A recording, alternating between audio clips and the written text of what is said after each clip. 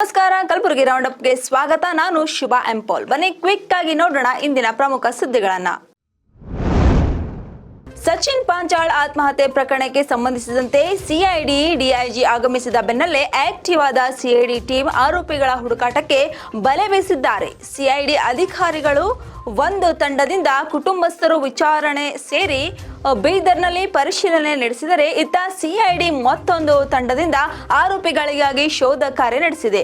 Raju ಕಪ್ನೂರ್ and ಗ್ಯಾಂಗ್ನ call details ಪಡೆದ CID ಅಧಿಕಾರಿಗಳು ಆರೋಪಿಗಳ ಸಿಡಿಆರ್ ಅನಾಲಿಸಿಸ್ ಮಾಡುತ್ತಿದ್ದಾರೆ. ಕಲಬುರಗಿ ಮಹಾನಗರ ಪಾಲಿಕೆಯಲ್ಲಿ ಒಂದಿಲ್ಲೊಂದು ವಿವಾದದ ಮೂಲಕ ಸುದ್ದಿಯಾಗುತ್ತಲೇ ಇದೆ. ಇದೀಗ ಚೆಕ್ ಗೋಲ್ಮಾಲ್ ಪ್ರಕರಣದಲ್ಲಿ ಸುದ್ದಿಯಾಗಿದ್ದು, ಪಾಲಿಕೆ ಚೆಕ್ಗಳಿಂದ ಮತ್ತೊಬ್ಬರ ಖಾತೆಗೆ ಹಣ ಜಮಾ ಮಾಡಲಾಗಿದೆ ಎಂಬ ಆರೋಪ ಕೇಳಿಬಂದಿದೆ. ಒಂದು ಚೆಕ್ ಬ್ಯಾಂಕ್ ಮ್ಯಾನೇಜರ್ ನಮಗೆ ಫೋನ್ ಮಾಡಿ ಕೇಳಿದ್ರು, ನಮ್ಮ ಅಕೌಂಟ್ ಸೆಕ್ಷನ್ಗೆ ಈ ರೀತಿ ಒಂದು ಚೆಕ್ ಬಂದಿದೆ, ನೀವೇನಾದರೂ ಇಶ್ಯೂ ಮಾಡಿದ್ದೀರಾ ಅಂತ ಕೇಳಿದರು. ನಾವು ಒಂದು ಸ್ವಲ್ಪ ವೆಯ್ಟ್ ಮಾಡಿರಿ, ನಾವು ಒಂದು ಅವರ್ ಟೈಮ್ ಕೊಡ್ರಿ, ನಾವು ವೆರಿಫಿಕೇಷನ್ ಮಾಡಿ ಹೇಳ್ತೀವಿ ಅಂತಂದೆ ನಾನು. ಆ ವೆರಿಫಿಕೇಷನ್ ಮಾಡಿದಾಗ ಆ ವ್ಯಕ್ತಿಗೆ ನಾವು ಯಾವುದೇ ವರ್ಕ್ ಆಗಲಿ ಅಥವಾ ಬೇರೆ ಉದ್ದೇಶದಿಂದ ಅವನಿಗೆ ಚೆಕ್ ಇಶ್ಯೂ ಮಾಡಿದ್ದು ಇದ್ದಿದ್ದಿಲ್ಲ.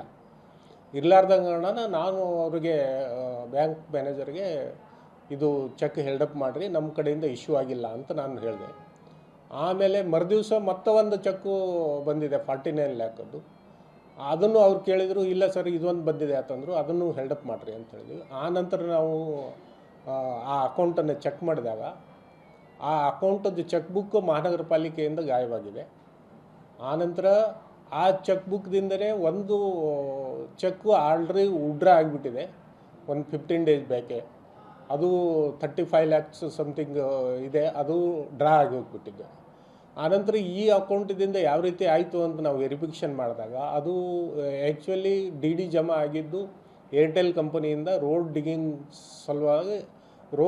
ಸಲುವಾಗಿ ನಮ್ಮದೆಲ್ಲ ಆನ್ಲೈನೇ ಇದೆ. ಈಗ ಆನ್ಲೈನೇ ಪೇಮೆಂಟ್ ಮಾಡ್ಬೋದಾಗಿತ್ತು ಅವರು. ಆದರೆ ಅವರು ಡಿ ತಂದು ಯಾವುದೋ ಒಂದು ಅನ್ನೋನ್ ಅಕೌಂಟ್ಗೆ, ಆ ಅಕೌಂಟ್ ಕನ್ಸರ್ನ್ ಇಲ್ಲಾರ್ದ ಅಕೌಂಟ್ಗೆ ಅದನ್ನು ಜಮಾ ಮಾಡಿದ್ದಾರೆ.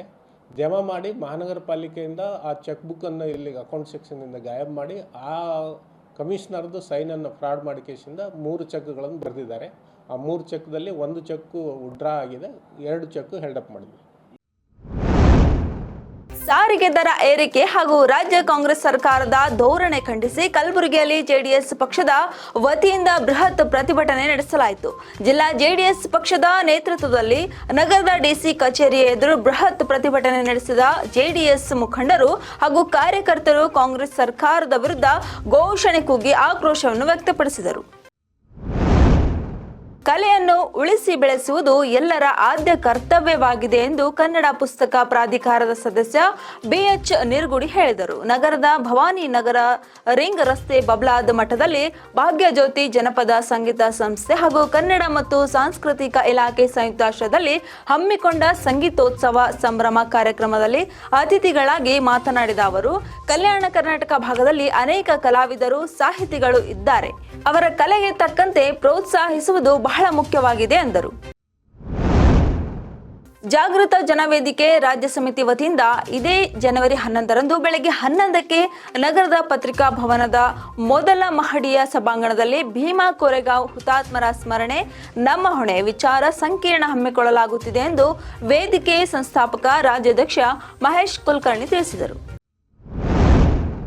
ಕಲಬುರಗಿ ನಗರದ ಎಪಿಎಂಸಿಯಲ್ಲಿರುವ ಕೃಷಿಯೇತರ ಅಂಗಡಿಗಳನ್ನು ತೆರವುಗೊಳಿಸುವುದಾಗಿ ಭರವಸೆ ನೀಡಿದ ಕಾರ್ಯದರ್ಶಿಗಳು ಕೃಷಿಯೇತರ ಅಂಗಡಿಗಳನ್ನು ಹೊಂದಿದವರ ಬಗ್ಗೆ ಮೃದು ಧೋರಣೆ ಅನುಸರಿಸುತ್ತಿದ್ದು, ಅವರ ಮೇಲೆ ಸೂಕ್ತ ಕ್ರಮ ಜರುಗಿಸಬೇಕು ಮತ್ತು ಹಲವಾರು ವರ್ಷಗಳಿಂದ ಇಲ್ಲಿಯೇ ಠಿಕಾಣೆ ಹೂಡಿರುವ ಸಿಬ್ಬಂದಿಗಳನ್ನು ವರ್ಗಾವಣೆ ಮಾಡಬೇಕು ಎಂದು ಕಲ್ಯಾಣ ಕರ್ನಾಟಕ ಪ್ರತ್ಯೇಕ ರಾಜ್ಯ ಹೋರಾಟ ಸಮಿತಿ ಅಧ್ಯಕ್ಷ ಎಂಎಸ್ ಪಾಟೀಲ್ ನರಿಬೋಳಿ, ಹಿಂದೂ ಜಾಗೃತಿ ಸೇನಾ ಅಧ್ಯಕ್ಷ ಲಕ್ಷ್ಮೀಕಾಂತ್ ಸ್ವಾದಿ, ಗ್ರಾಮೀಣಾಭಿವೃದ್ಧಿ ಹೋರಾಟ ಸಮಿತಿ ಅಧ್ಯಕ್ಷ ಶ್ರವಣಕುಮಾರ್ ನಾಯಕ್, ಅಖಿಲ ಭಾರತ ವೀರಶೈವ ಮಹಾಸಭೆ ಕಾನೂನು ಕಾಯ್ದೆ ವಿಭಾಗದ ಜಿಲ್ಲಾ ಅಧ್ಯಕ್ಷ ವೀರಣ್ಣ ಬೇಲೂರೆ, ಹೋರಾಟಗಾರ ಸಿದ್ದು ಕಂದಕಲ್ ಅವರು ಆಗ್ರಹಿಸಿದರು.